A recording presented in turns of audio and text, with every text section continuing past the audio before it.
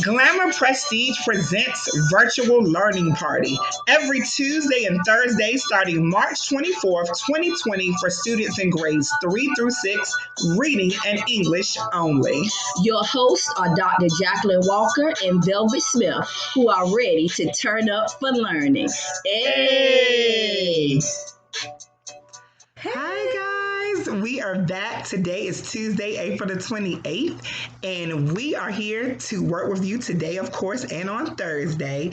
And today our skill is going to be about text features. And text features are unique to nonfiction stories because it helps us to understand them better because they're structured a little different from fiction stories. All right, so now we're going to watch a Go Animate video all about text features. Let's get ready for learning.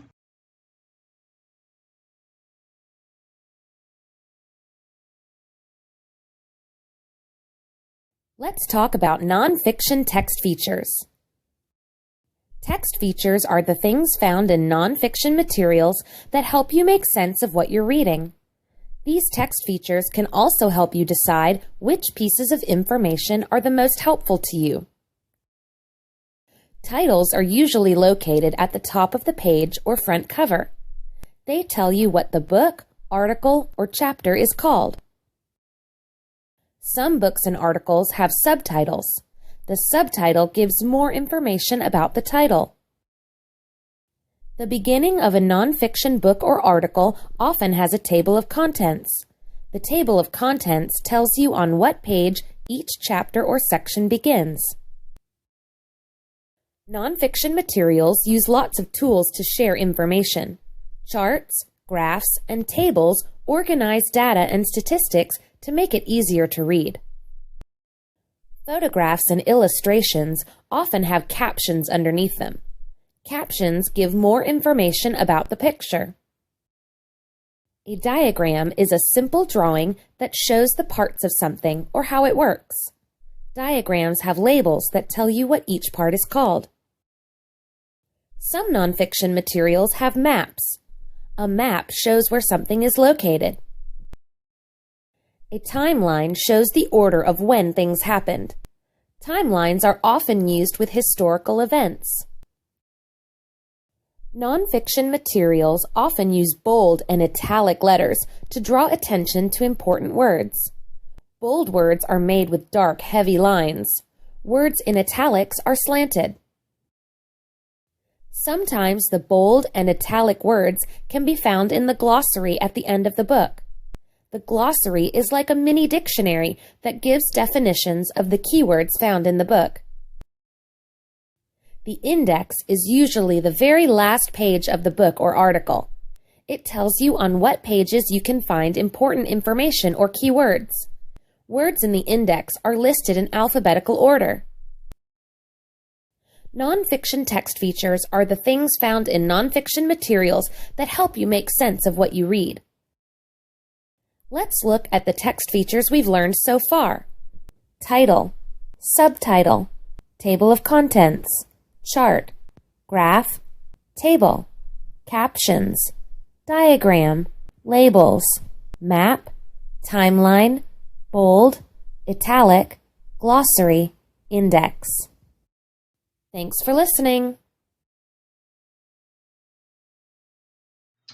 So I hope you guys really enjoyed that Go Animate video. How did you like that Go Animate video, Miss Smith? I really enjoyed it because it helps you really understand how text features help for you to comprehend nonfiction or real stories. So as we do every week, we always take a deeper dive for you guys so you can understand text features a little better.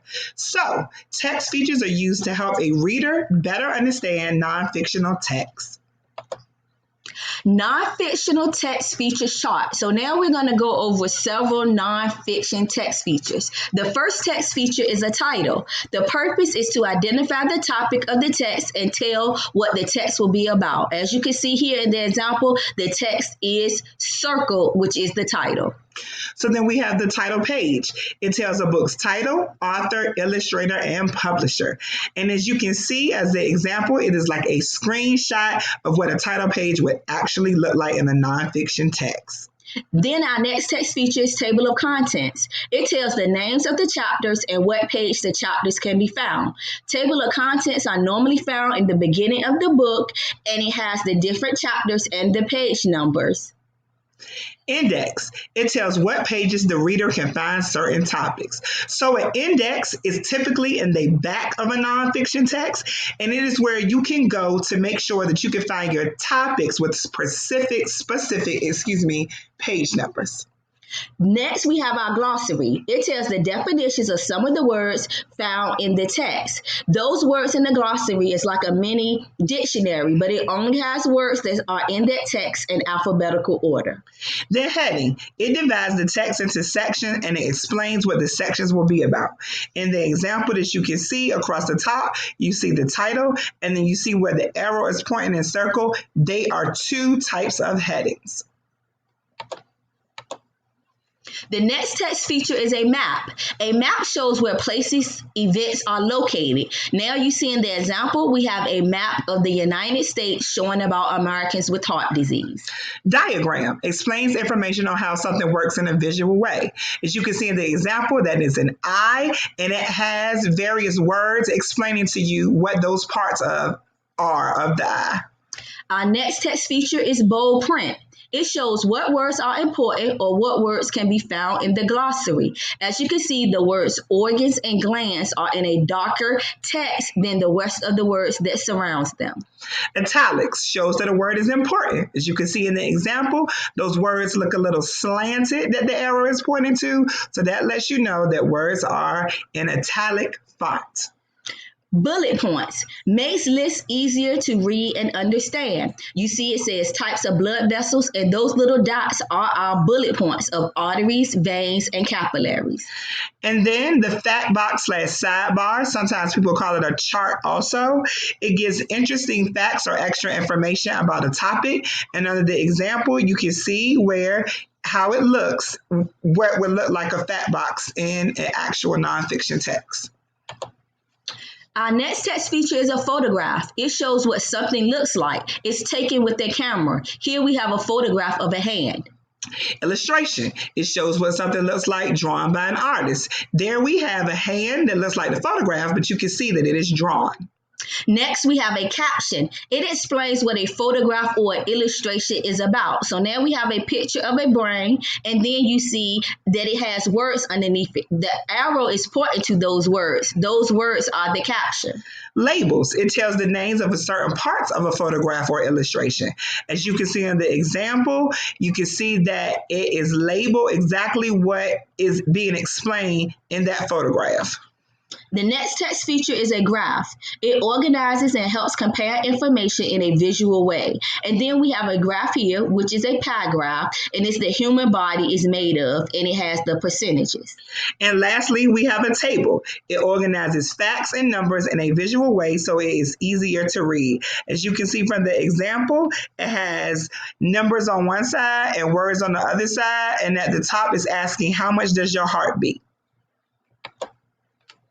Okay, now we're getting ready to practice identifying some of these text features. So if you have this sheet, you need to take this sheet out. If you don't, you can put your answers on a plain piece of notebook paper and number for each task card that we have here, 1, 2, 3, and 4. So the first task card asks us to identify the text feature below, and you see a text feature here. Is that text feature A, an illustration, B, a diagram, C, a chart, or D, a timeline? So now I'm going to get Dr. Walker to help us answer this question. So Dr. Walker, what text feature is this? Well, by looking at what it has, it definitely doesn't look like an illustration. It definitely doesn't look like a timeline. So if I'm looking at B or C, I'm thinking that it's either a diagram or a chart. So it has that the human body is made of 51% water and 49% other elements. So I'm going to go with C, chart. And Dr. Walker, you are absolutely correct. This is a chart of the human body. All right, number 2, identify the text features displayed inside the circles. Is it A, bold print, B, guide words, C, words in italics, D, subheadings. So, Ms. Smith, what does that look like to you? Well, just using my test taking skills and trying to eliminate some of the answers, I'm going to get rid of B, guide words, because I know that has to do with something in a glossary, and we don't have a glossary here. I'm also going to get rid of C, words in italics, because those words don't look like they're slanted. So now I have bold print and subheadings. I'm going to go with A, bold print, because those words are darker than all of the other words that are surrounding them. And that is absolutely correct, because they are bold print words. All right, task card number 3. Identify the text feature displayed below. So is that A, diagram, B, an illustration, C, a photograph, or D, a caption? So Dr. Walker, can you tell us what text feature this is? Well, as I use my text taking strategies and I take off 2, I know that it's not a diagram and I know that it's not a caption. So I have to choose between illustration or photograph, and I believe that it is an illustration because the illustration is a picture that someone has drawn, and a photograph is usually taken by a person like on a camera. So I'm going with B, illustration.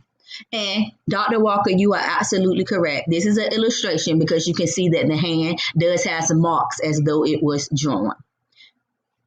Okay, and then lastly is to identify the text feature displayed below. Follow the arrow.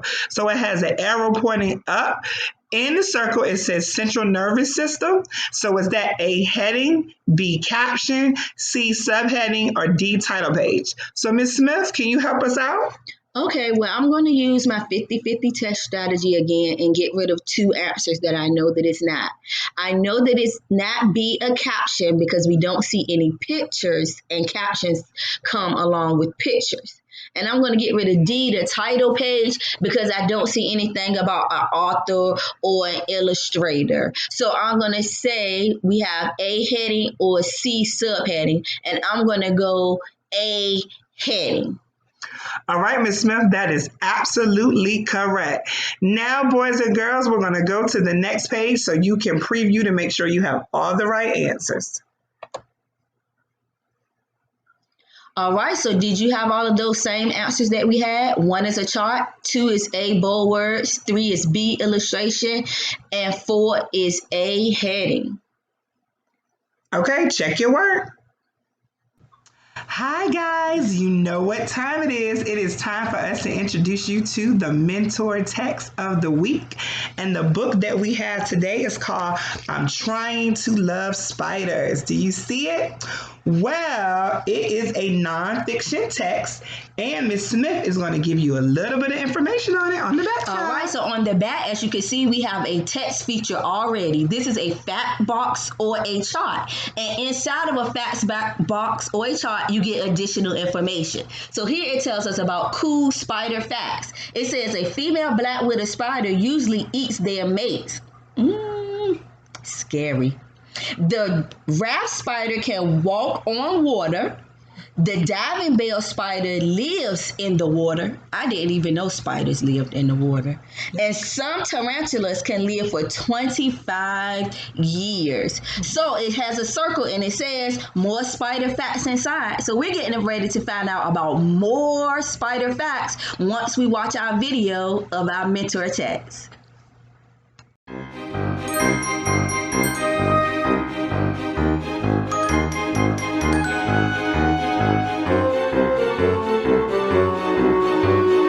I'm Trying to Love Spiders. Words and Pictures by Bethany Barton.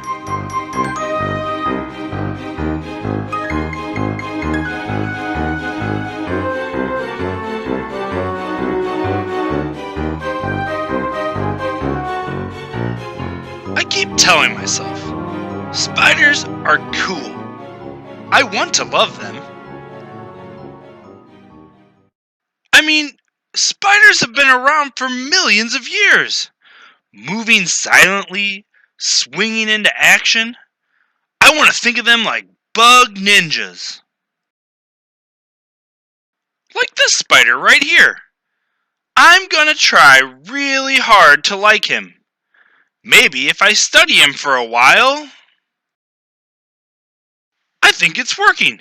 Ah! It's moving! Squish it! Squish it! Squish it! That didn't work out. But next time will be better. Next time I'll focus on all the cool superpowers spiders have. Like 8 eyes. And spider webs! Spider webs are cool! Spiders spin webs out of protein-packed spider silk. They make themselves!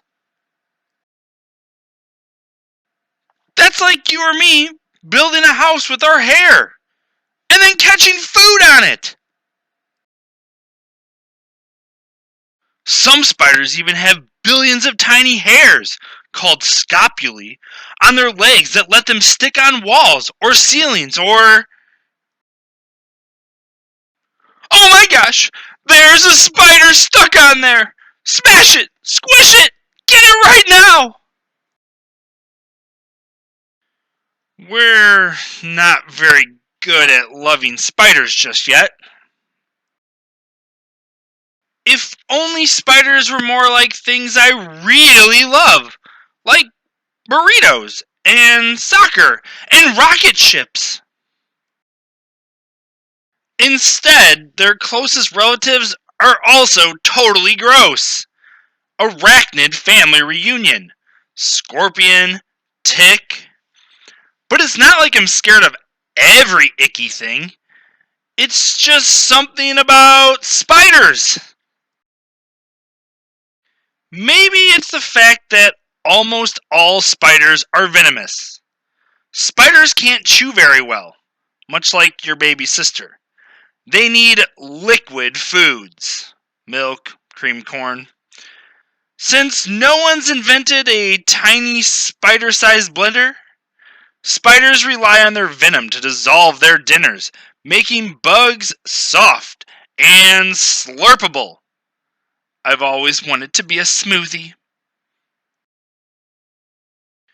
But to be fair, while there are about 40,000 known species of spider, only a few can bite humans, and even fewer can harm you with their venom.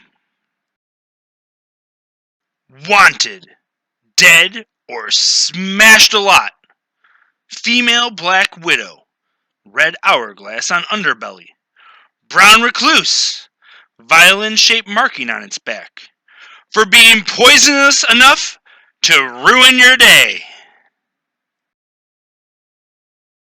Fatal spider bites are so rare, you have a better chance of getting struck by lightning. Oh my gosh! Okay, don't panic, but there's definitely a spider over there. And we're not gonna squish it this time, right? We'll just try to pet him. Maybe. Can you pet spiders? Let's try. Oops. Nope. We squished him. I'm never gonna love spiders at this rate. Maybe I should focus on what spiders are good at. Like eating bugs. That's gotta be helpful, right? A single spider can eat over 75 pounds of bugs in a year. I've even heard that some farmers use spiders to keep harmful insects out of their crops. And, oh, wait!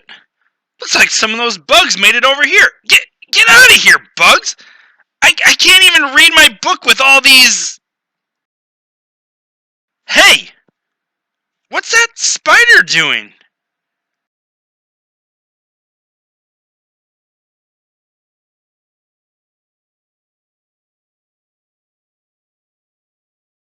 Wow! Thanks, little guy! That was really impressive! Spider presents for you. Aww! Did you make that for me? I think I might finally love... Ah! Cockroach! Squish it! Smash it! Make it go away! One thing at a time.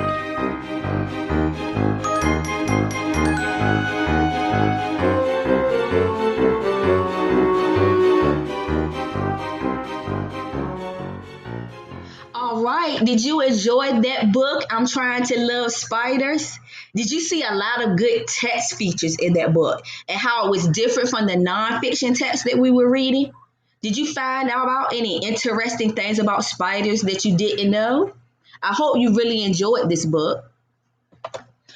Okay, now, like we always do before we do our activity with you, then we always preview again or we review again what the skill is. So, of course, you know, today your skill was about text features. So, what are text features? Text features are parts of your textbook that have been created to help you locate and learn information or any type of nonfiction text. Text features are used in designing and organizing the pages of your textbook. The title page and table of contents are text features you can find at the beginning of books. Headings, graphics, main idea boxes, and bolded words are some of the text features you will find in the middle of your book. Reference pages like glossaries, indexes, and atlases are some text features you might find at the end of your book. Below is a list of text features. How many of them can you find in your book? We have title page, headings, bolded or highlighted words, vocabulary boxes, main idea boxes, which are all parts of our charts too, glossaries, graphics such as pictures, graphs, charts, or etc., table of contents, review questions, index, atlas, chapter titles. Why should you look at the text features? Looking at text features will help you know what is most important in a lesson and help you locate information quickly. Looking at the titles and the table of contents on a page can quickly tell you what information you will learn about. Reference pages such as the glossary can help you find out more about a certain topic or word. Well, how do you use text features? Knowing which text features to use and when to use them is important. The chart below can help you decide which text features to look at and when you want to understand books better. So the first one is to understand words and vocabulary, use the glossary, vocabulary boxes, bolded or highlighted words. To find main ideas and topics, use table of contents, headings, index, main idea boxes, review questions. And to find data or places, use maps, atlas, charts, and tables. So now it is time to do our text feature spider.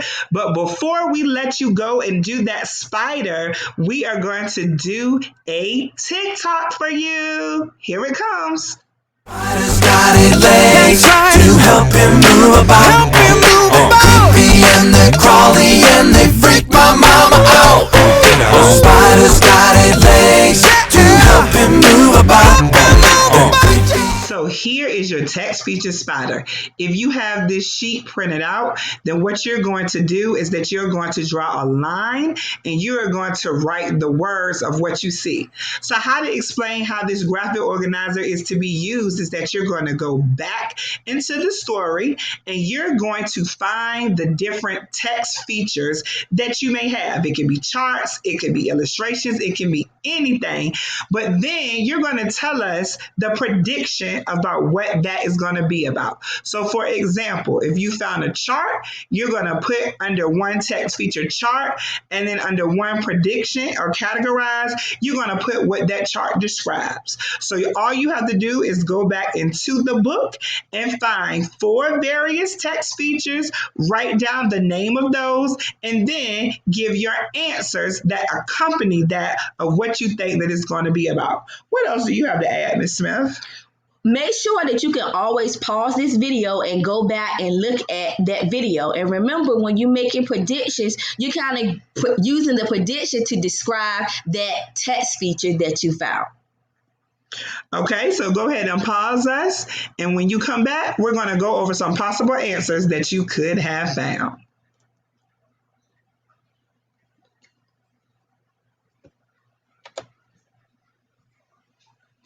All right, now you see some of the possible answers that you could have found. Remember, there are a lot of text features in this book, so you may have some of the same answers or some of your answers may be different.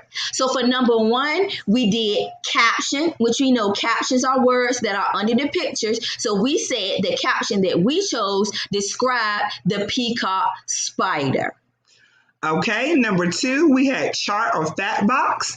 And what we had was that how spiders eat. So if you remember on that page of the video, or sometimes some people do have this book, then there was a chart and it was talking about how spiders eat.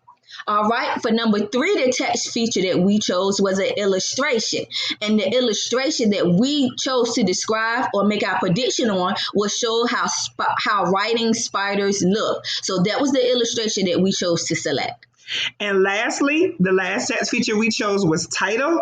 And then that tells us the book is about spiders. So you know the title of this book is I'm Trying to Love Spiders. So if you didn't have answers like these, or you did have some different answers and you just want to check, you can always go back and look at the mentor text video to ensure that you have the right thing. But we do have some homework for you. All right, so our homework is going to be really fun. It's because we're going to do a text feature hunt. And it says use any nonfiction book to answer the text feature questions below. If you cannot find a certain text feature, then put an X through that box because not all books have contain all of the same text features.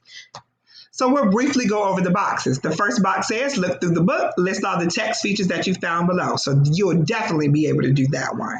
All right, the next box says, what page is the table of contents on? What is the title of chapter 2? What do you think chapter 2 will be about? Third box, what page is a glossary on? Choose a word from the glossary, write it below, and then define it. Next, find a heading. What page is this heading on? Write the heading below. What do you think this section will be about? Next box, find a picture. What page number is the picture on? Is this picture a photograph or an illustration? How do you know? Next box, look at the title page. What is the title of the book? What is the name of the author? Next box, find a word or phrase that has been bolded. What page is it on? What is the word that has been bolded? What do you think this word, why do you think this word was bolded? Okay, the next box is find the index. What page is it on? Choose a word from the index. Write it below. What pages in your book will discuss this word? And lastly, if you had been the author, what text features would you have added to the book and why? Hey guys, we hope that you really had fun today learning all about text features. But as we told you, our Thursdays now are reserved for passage prep. So, Ms. Smith, tell them a little bit about passage prep and what we'll do on Thursday. Well, on Thursday, we won't have a specific authentic text. We will have passages. And in those passages, we're going to talk about specific passage skills that help you answer multiple choice or TEI types of questions. All right, guys, we'll see you on Thursday. Bye.